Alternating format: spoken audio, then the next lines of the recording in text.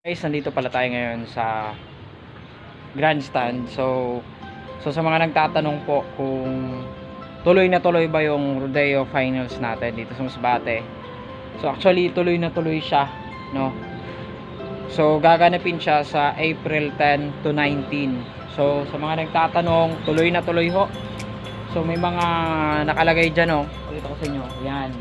Nagsi-set up na sila ng mga magtitinda at nagsiset up na ng mga nagtitinda yung Rodeo Bear Plaza. So ang pagkakalam natin, parang pagkatapos pa yan ng Semana Santa or bago mag Semana Santa. So magsiset up sila dyan ng barricade. So maglalagay sila dyan. So kung makikita nyo, malinis at parang minintain nila dito yung cleanliness dito sa grandstand. At kung makikita nyo, yan, nagsisit up na sila. Yun. At yun, sa mga nagtatanong po kung tuloy na tuloy ba yung rodeo natin dito sa Masbate. Tuloy na tuloy po ngayong April 10 to 19. So may fireworks display yan simula hanggang patapos. Okay? Simula hanggang patapos. May fireworks display yan.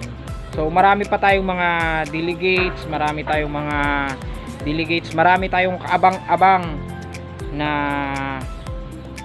aabangan ngayong April 10 to 19. So sama-sama tayo tingnan at salubungin ang Rodeo Festival dito sa atin sa Masbate.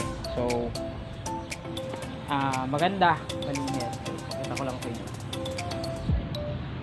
So nandun yung Rodeo Arena.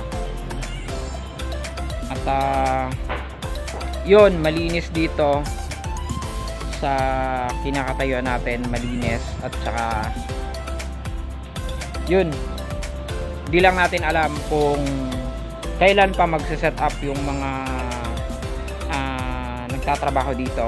So kailan ba magse-set up ng mga materials or mga gamit about dito sa rodeo. So try natin doon pumunta mamaya para tingnan.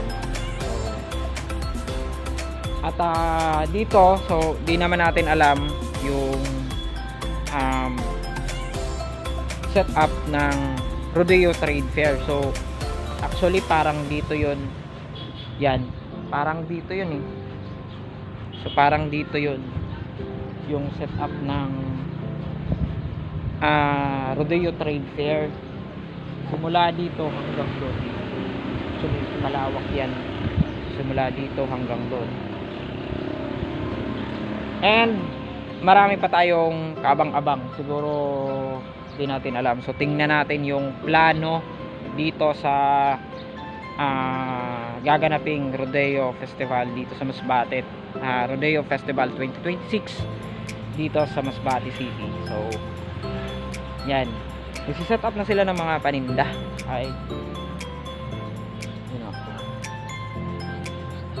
So marami pa tayo guys kaabang-abang. Marami pa tayong dapat abangan. Ano ba ang mga dapat abangan natin ngayong rodeo? Isa sa mga dapat abangan natin ngayon, yung food vlogging. So merong food vlogging ngayong April 15.